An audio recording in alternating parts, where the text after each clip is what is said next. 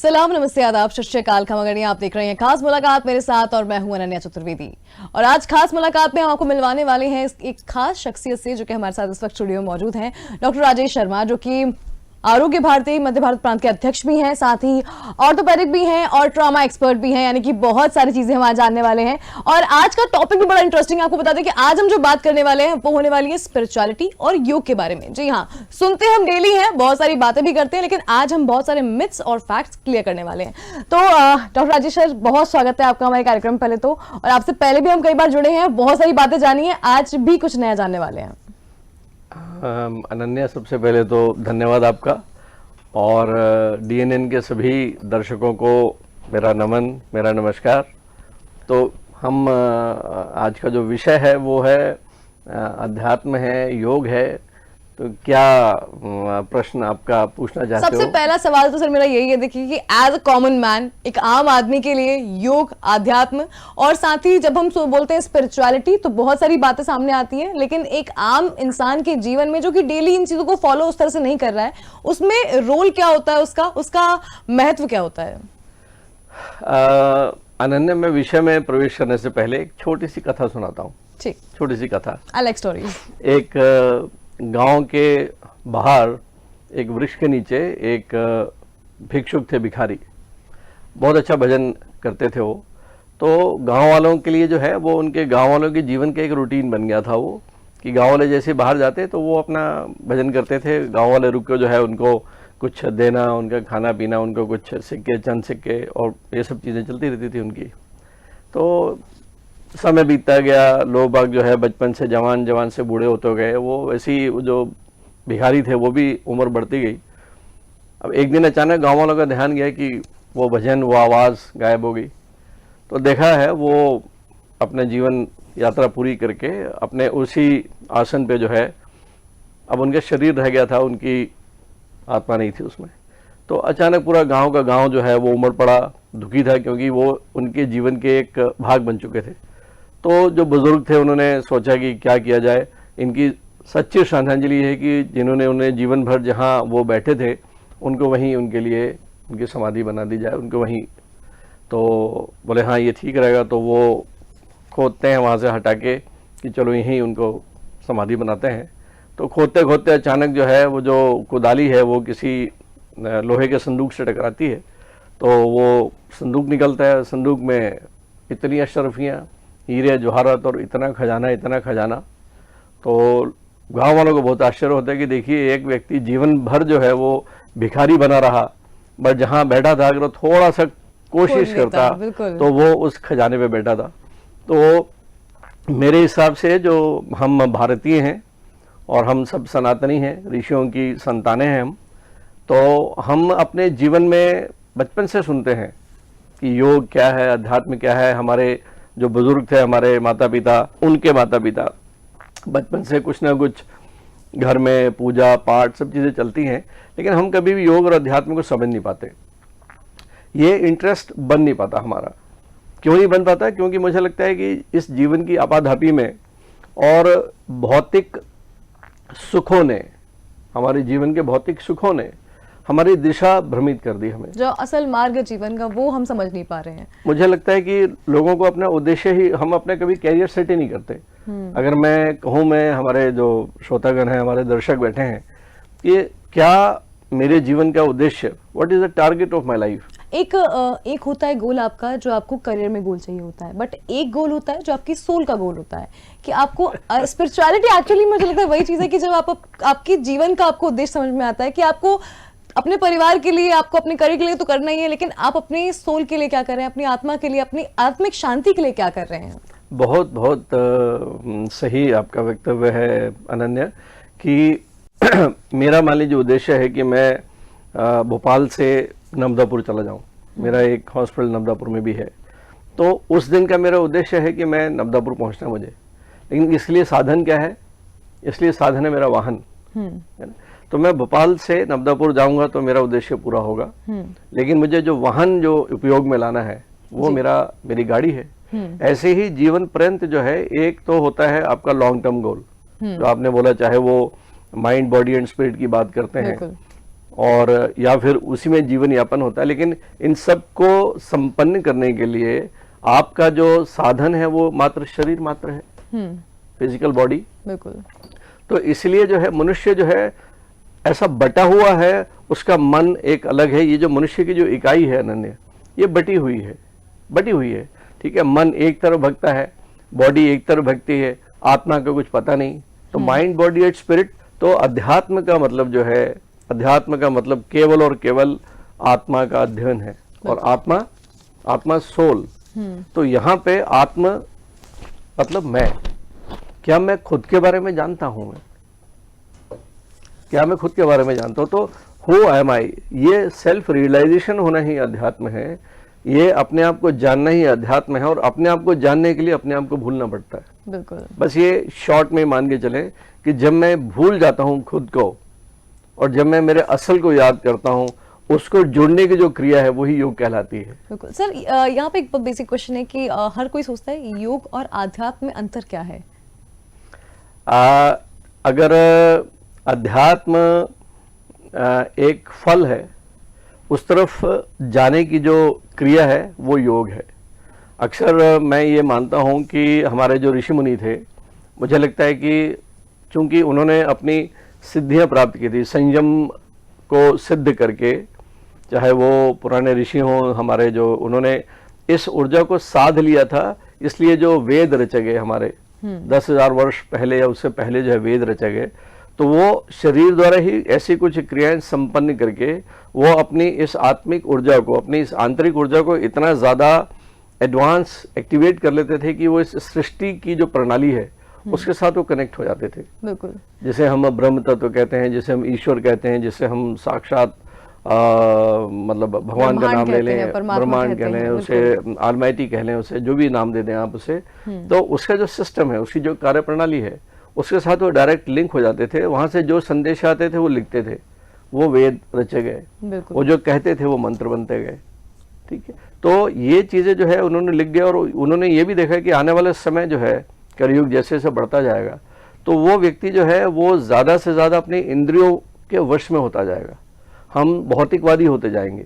जैसे जैसे बुद्धि का विकास होगा, विज्ञान का विकास होगा, विज्ञान के विकास से व्यक्ति अपने सुखी जीवन के लिए जो है जो रास्ते अपनाता है तकनीकी के, वो उतना ही जो है अपने असल से दूर होते जाता है। हम इतने डिपेंडेंट हो गए हैं, मैं यहाँ पे कहना चाहूँगा, मेडिकल साइंस में एक शब्द है अनन्य, जिसे हम सर्केडियन रिदम बोलते हैं। सर्केडियन रिदम मतलब जो 24 घंटे होते हैं, जो सूर्य की गति है, जो पृथ्वी है हमारी सूर्य के चारों ओर घूमती है, तो सूर्य का उदय होना, सूर्य का अस्त होना, ये हमारे निजी जीवन पे, हर प्राणी के जीवन पे, हर प्राणी मतलब पेड़ पौधे से लेके, वनस्पति से लेके, जलचर हो, चाहे वो नभचर हो, चाहे वो मनुष्य हो, इसके जीवन पे इतना ज्यादा उसका प्रभाव पड़ता है, ठीक है। इसे सर्केडियन रिदम बोलते हैं। और हमारे भीतर जो है, शरीर के भीतर जो हमारी एंडोक्राइनल ग्लैंड्स हैं, जिसको हम होम्योस्टेसिस कहते हैं, मतलब हमारे भीतर का सिस्टम, उसका प्रभाव जो है वो हमारे ऋतुओं पे और दिनचर्या पे बहुत ज्यादा पड़ता है, ठीक है। हमने पूरी तरह से विस्मृत कर दिया, हम भूल गए। अक्सर हम जानते हैं कि ब्रह्म मुहूर्त में उठने का असर क्या है, ब्रह्म मुहूर्त कहते किसे हैं, ठीक है। और आजकल जो समहाउ जीवन जीने की कला है, जैसे जैसे जो है हम बात करते हैं द वर्ल्ड इज फ्लैट, मतलब मल्टीनेशनल कंपनी है, बच्चा हमारा यहाँ काम करता है लेकिन उसे रिपोर्टिंग करनी पड़ती है अमेरिका या इंग्लैंड में, ठीक है। वहाँ का जो उसका अधिकारी है वो दिन वहाँ पे है तो रात यहाँ पे है। काम करने के तरीके बदल गए हैं, 24 घंटे आप काम कर रहे हो। और कोविड के बाद वर्क फ्रॉम होम शुरू हो गया है।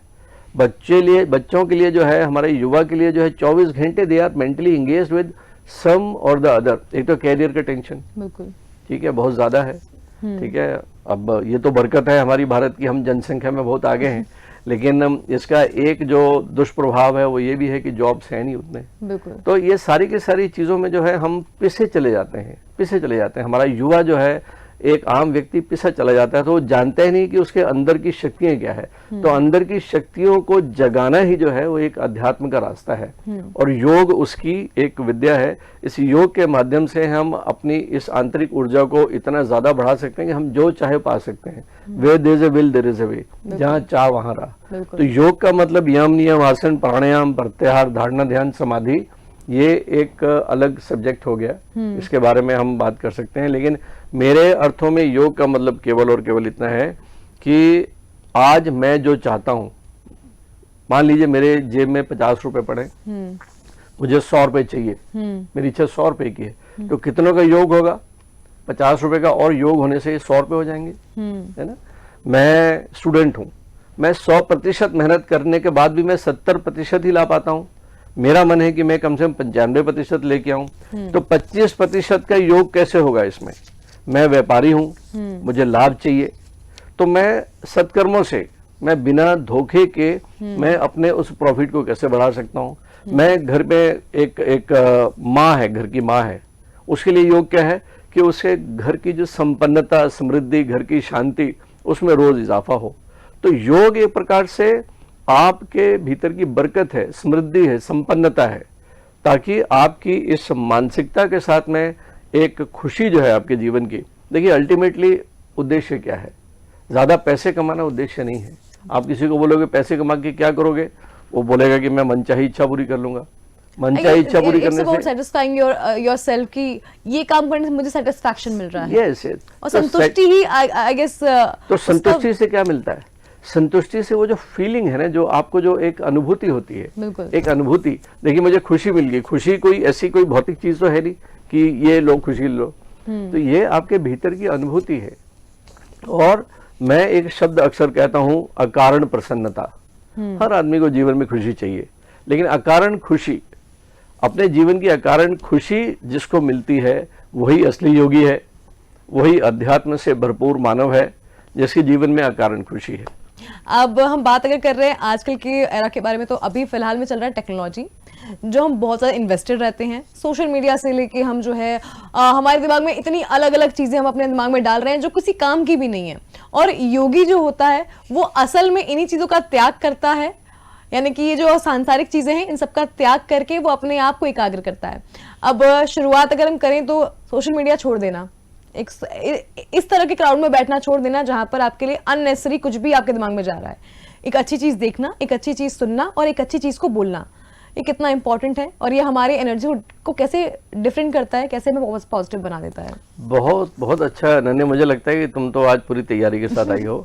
तो तुमने बात की टेक्नोलॉजी की, तो यहाँ पे मैं कैसे हम इस अध्यात्म को विज्ञान के साथ कैसे जोड़ते हैं, यहाँ पे मैं बात करना चाहूँगा। हमारे जो साइंस के स्टूडेंट्स होंगे, देखिए आइंस्टीन एक वैज्ञानिक हुए, आइंस्टीन, और उन्होंने थ्योरी ऑफ रिलेटिविटी तो बनाई, लेकिन उनका एक फार्मूला था E = mc²। उसको अगर हम थोड़ा सा उसकी विवेचना में जाते हैं तो E मतलब ऊर्जा, M मतलब मास, C मतलब प्रकाश की गति।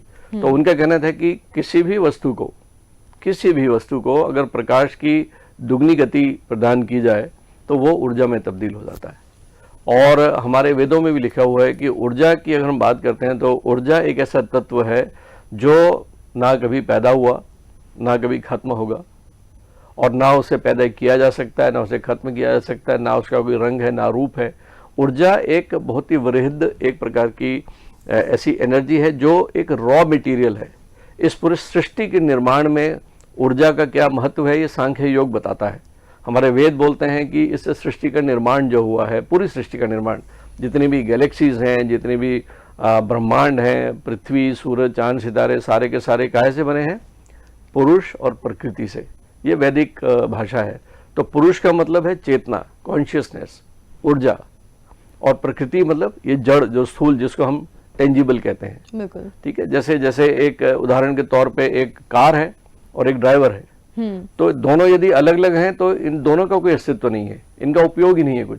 लेकिन उस कार में अगर वो ड्राइवर बैठ जाता है तो कार को क्रियाशीलता मिलती है। बिल्कुल। तो इसी तरीके से इस पूरी सृष्टि का निर्माण, चाहे कोई अचल है, चाहे कोई चलायमान है, उन सब में जो है कहीं ना कहीं उस ऊर्जा का अंश छुपा हुआ है, उस ऊर्जा का। और ऐसे ही अगर हम बात करते हैं तो जो इस पृथ्वी की जो उम्र है, जो नासा के अनुसार 4.5 बिलियन ईयर्स है पृथ्वी की, और उतनी ही सूरज की है। अब यहाँ पे एक सवाल उठता है कि चलो 4.5 बिलियन वर्ष के पहले क्या था? पृथ्वी नहीं थी भी। जिस चीज का जन्म हुआ है, तो जन्म के पहले उसका अस्तित्व था क्या? तो यहाँ पे ये सवाल बड़ा गंभीर आता है कि 4.5 बिलियन पहले जो है जब पृथ्वी नहीं थी, जब सूर्य नहीं तो था क्या, जब चांद सितारे ये पूरी गैलेक्सीज नहीं थी तो था क्या। तो उस वक्त जो है, जो हमारे वेद कहते हैं कि उस वक्त एक ब्रह्म तत्व था। उस ब्रह्म तत्व का ही नाम जो है वो अपार ऊर्जा है, उसे यूनिफाइड एनर्जी फील्ड कह सकते हैं हम। और वो एक ओमकार का नाद था। उसमें जब संकल्प ने प्रवेश किया तो इस सृष्टि का निर्माण हुआ। ये केवल एक संकल्प था, ईश्वर का एक संकल्प था, उसने अपना खेल खेलना था तो सृष्टि रच दी। तो साइंस ने बाद में जब उसको देखा कि वो जो एनर्जी है, उस एनर्जी की एक खास फ्रीक्वेंसी जब मैनिफेस्ट होती है तो वो स्थूल रूप धारण करती है, वो स्थूल रूप धारण करती है। तो उस ऊर्जा का जो एक रूप है वो तो कॉमन है, लेकिन उसकी खास फ्रीक्वेंसी के साथ जो है उसको एक रूप मिल जाता है, जैसे हमारी इंद्रियां जान पाती हैं और हमें ज्ञान होता है। केवल ये सत्य है। और आइंस्टीन भाई साहब ने ये बोला कि ये पूरी जो पृथ्वी है, जो पूरा संसार जो है, वो केवल इल्यूजन है, बिल्कुल वो कायदे से है ही नहीं कुछ। क्योंकि हमारी इंद्रियां जिसको देख पाती है, उदाहरण के तौर पे यहाँ पे अगर एक आवाज मुझे सुनाई नहीं पड़ रही अनन्या, तो मैं क्यों भरोसा करने वालों को कोई आवाज दे रहा है। बट वही चमगादड़ या बैट या सर्प जो है उस ध्वनि को सुन पा रहा है। तो हम मनुष्य जो है वो सीमित है। हमारी इंद्रियों ने जो हमको इन्फॉर्मेशन दे दी वही हमारा ज्ञान है, उसके बाद हम जो है विश्वास नहीं करते। वो तार्किक बुद्धि जो है हमें जो है उस चीज पे बिलीव नहीं करती। तो यहाँ पे मैं ये कहना चाहूंगा कि मनुष्य की जो क्षमता है वो अपार है। ये अहम ब्रह्मस्मि बिल्कुल सही कहा है कि उस ब्रह्म का, उस ऊर्जा की तो मैं एक इकाई हूँ। लेकिन हम जो है चूंकि अपने नाम के साथ जुड़ जाते हैं तो जीवन के सारे जो कलेश हैं वो केवल और केवल इस नाम के साथ हैं। इस नाम से डिस्कनेक्ट होना ही अध्यात्म है, और उसके लिए जो योगी की क्रियाएं हैं वो मदद करती हैं। As a doctor how do you feel, why this? Ananya, यहाँ पे मैं आपसे इस मत में कि जो लोग साइंटिस्ट हैं, जो विज्ञान की पराकाष्ठा में पहुंच गए हैं, वो अध्यात्म से दूर हो गए, यहाँ पे इस बात को नहीं मानूंगा। अगर मैं ये बताऊं आपको, स्टीव जॉब का आपने नाम सुना होगा, जिसने एप्पल के जो निर्माता हैं, एप्पल के जो फाउंडर जिन्होंने उसकी वो जो है वो आपको पता होगा कि यहाँ पे भारत में आए और नीम करोली बाबा के यहाँ गए। मार्क जुकरबर्ग जिसकी आज बात करते हैं, कौन नहीं जानता। देखिए ये मतलब चाहे वो प्रत्यक्ष रूप में या वो अपने किसी एक प्राइवेट रूप में, हर वो व्यक्ति जो अभी इस धरा पे ऊंचे मुकाम पे है, वो कहीं नहीं कि भारत जरूर आया है। और वो जो है भारत के नॉर्थ में हमारा जो हिमालय है वो दिव्यता के और इस आध्यात्मिक ऊर्जा का एक भंडार है। वो कैलाश पर्वत के बारे में कहा जाता है कि वहाँ तो खास करके एक ऐसा केंद्र है जहाँ से एक बहुत ज़्यादा मतलब ऊर्जा निकलती है, जहाँ पे शिव भगवान का वास है। तो इसको तो हमें विश्वास करना पड़ेगा। देखिए क्या होता है कि विज्ञान जो है उससे सबूत चाहिए, लेकिन जो वेद हैं उसके लिए उनको श्रद्धा चाहिए, हमको आत्मसात करना पड़ता है। वो साक्षात ईश्वरीय वाणी है। जो तार्किक बुद्धि है इंसान की, वो उसमें रुकावट पैदा करती है। तार्किक बुद्धि लगभग ऐसी है जैसे किसी के पैरों में जो है 5-5 किलो के जूते आप बांध दो और उसके बाद बोलो कि चलो 100 मीटर की रेस दौड़, वो आदमी नहीं दौड़ पाएगा। तो जैसे जैसे हम जो है इस पे श्रद्धा रखते हैं, वैसे वैसे हम हल्के होते जाते हैं। और जितना ज़्यादा हम संदेह करेंगे, जितना ज़्यादा हमको तर्क वितर्क करेंगे, जितने ज़्यादा हमको सबूत चाहिए, एविडेंस चाहिए, उतने ज़्यादा उलझनों में उलझते जाते हैं हम। आज के जीवन में जहाँ हम इतना ज़्यादा हर चीज़ से कनेक्टेड हैं और हम उसे इतना ज़्यादा इग्नोर भी नहीं कर सकते, लेकिन उसको बैलेंस करने के लिए लाइफस्टाइल आप देखिए कि दिन भर सुबह नेट से शुरू होता है, इंटरनेट से शुरू होता है, सोशल मीडिया शुरू होता है, व्हाट्सएप से हमारा दिन शुरू होता है।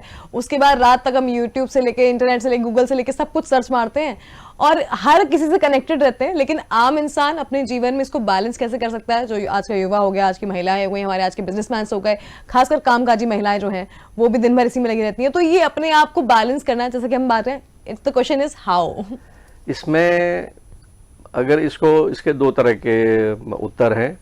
एक है थोड़ा सा दार्शनिक उत्तर है ये कि मानव जीवन जो है वो जितने भी हमारे पुराने जन्म हुए हैं, ऐसे 84 लाख योनियां बोलते हैं, तो ये आखिरी योनि है, मनुष्य योनि।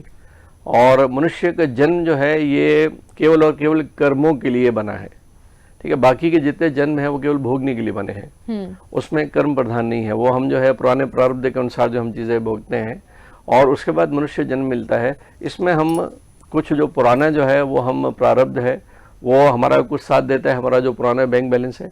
बट यहाँ पे हमको स्वतंत्रता मिलती है हमको कर्म करने की। और हमको ये भी पता है कि इस मृत्यु लोक में त्रिगुणी प्रकृति है, जिसमें जो है आपके जो कर्म है वो सत्य, रज और तम पे आधारित हैं। देखिए, एक सात्विक पुरुष जो है, देखिए हम में से कोई भी जो है पूरी तरह से ना सात्विक हो सकता है ना तामसी हो सकता है, बिल्कुल। ठीक है। जो सात्विक पुरुष हैं, जो मतलब ब्राह्मण होते हुए भी जो है रावण में मतलब तमोगुणी व्यक्तित्व था उसका, और उसका अंत कैसा हुआ।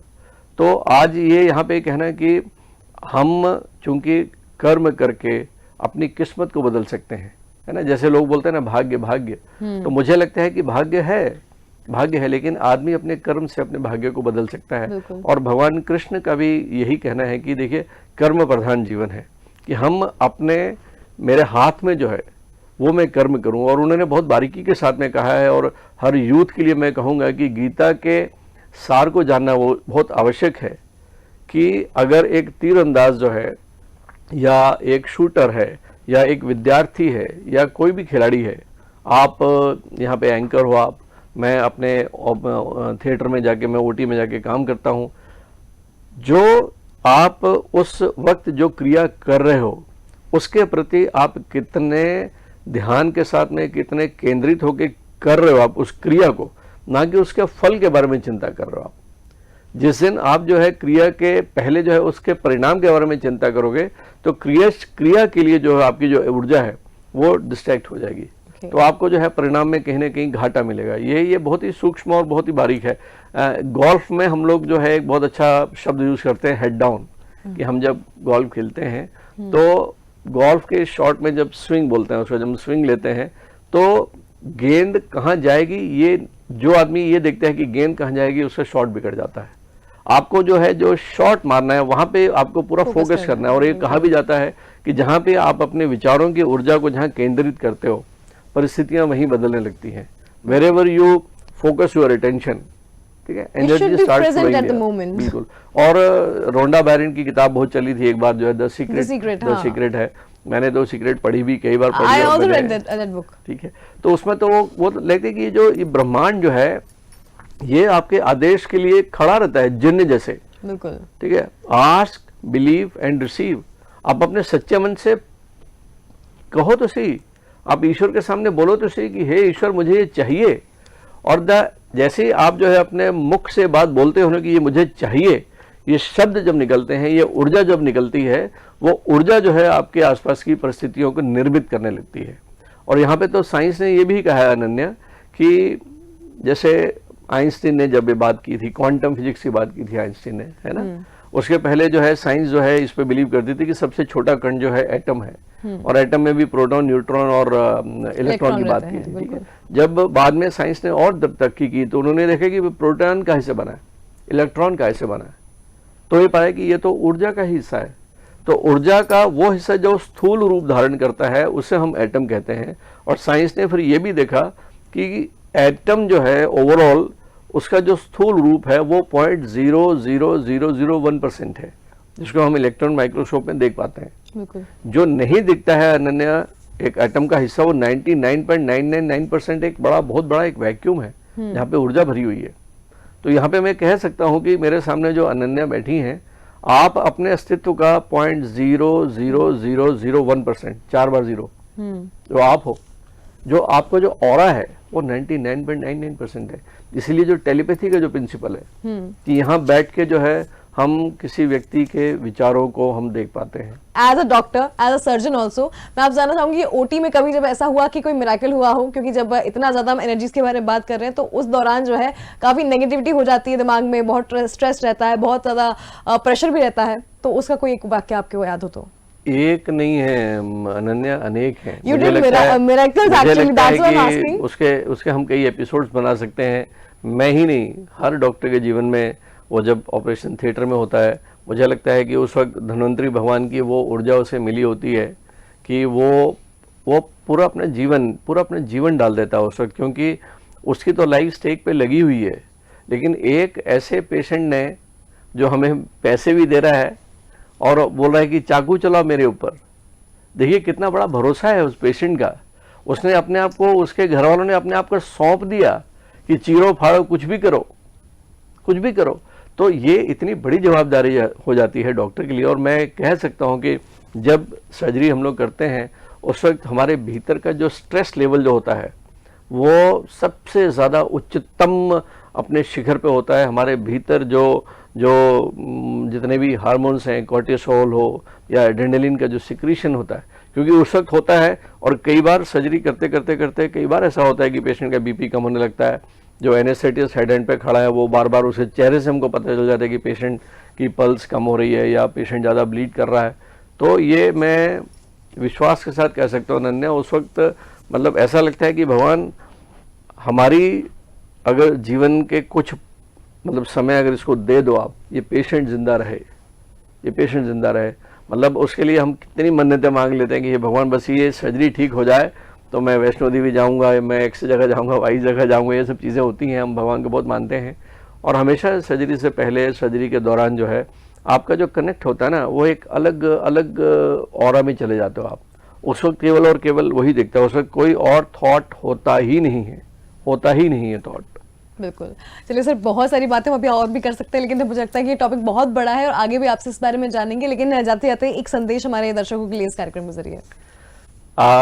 मैं हमारे बच्चों के लिए ये कह सकता हूँ मैं कि आपका जो जीवन है उसमें सुबह उठने से लेकर रात के सोने तक आप बहुत सी ऐसी क्रियाएं करते हो, आप बहुत सी क्रियाएं करते हो।